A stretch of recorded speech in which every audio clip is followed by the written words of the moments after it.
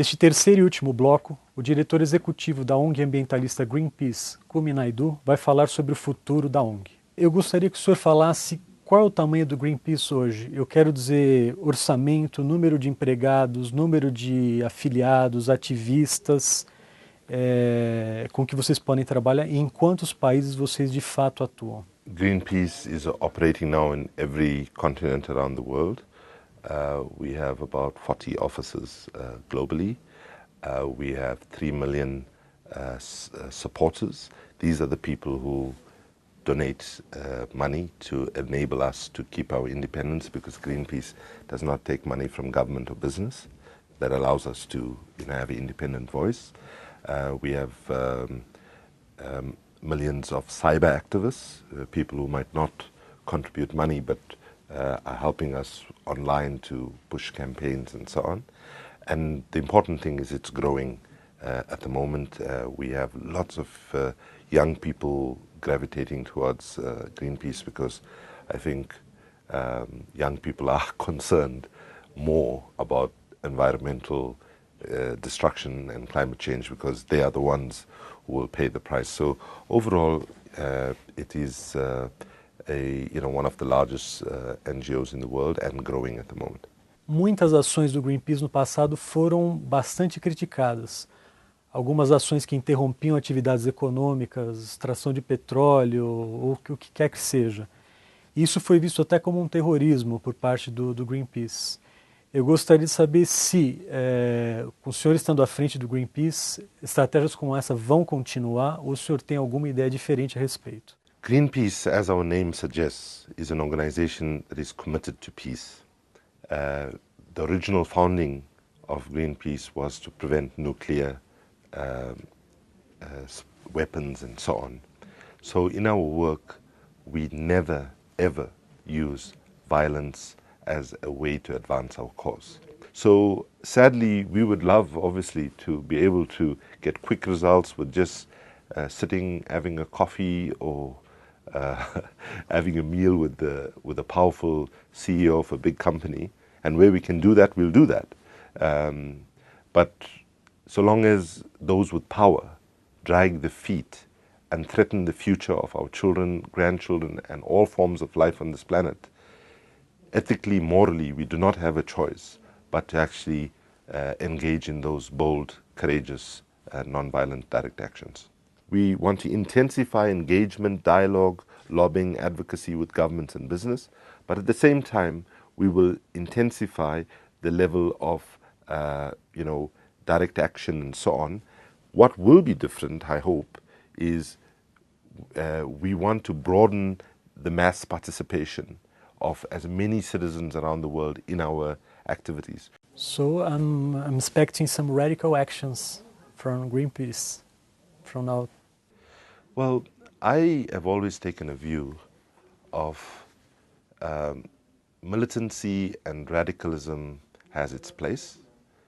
We should not do militancy and radicalism just for its sake, just for fun.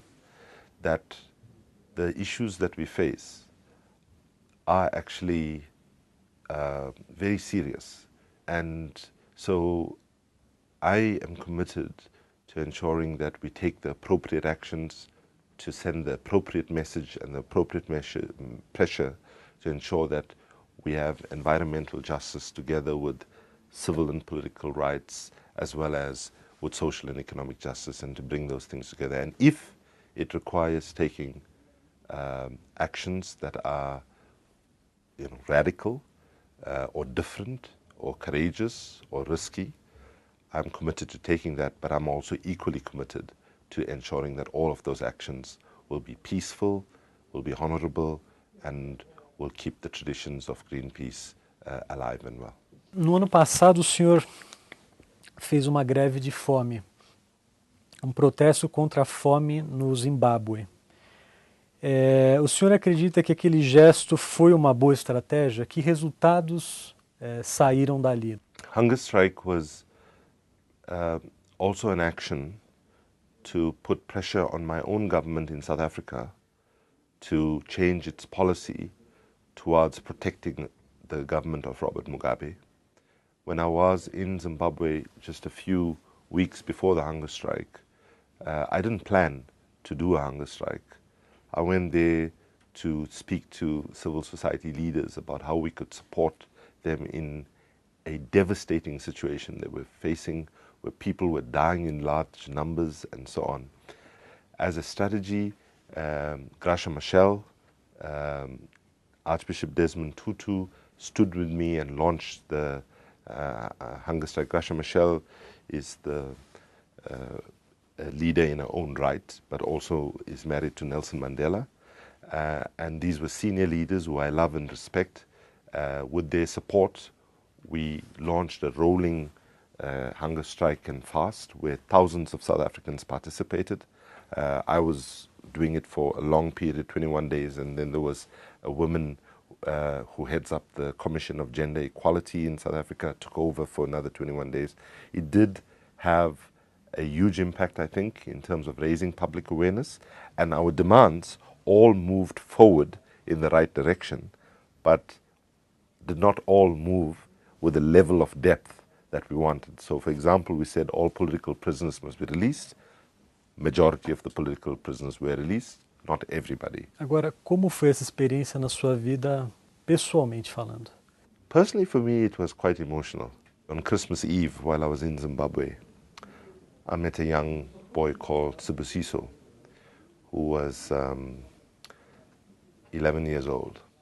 And he said to me, I have not eaten for the last 12 days, and I hope that on Christmas Day, I'll have something to eat.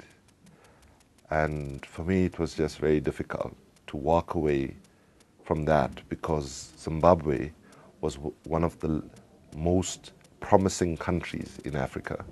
It's called the food basket of Southern Africa, and it suddenly was a basket case. I saw in the mortuaries stories of bodies piling up and rotting because the electricity wasn't working and so on. I mean, it was just too much to say, well, you know, I went, I'll write a report, issue the report and walk away from it. Esta foi a última parte da entrevista com Kumi Naidoo, diretor-executivo da ONG ambientalista Greenpeace Internacional. Saiba como seria a vegetação da cidade de São Paulo se todas as pessoas desaparecessem. O endereço é veja.com.br/vídeos.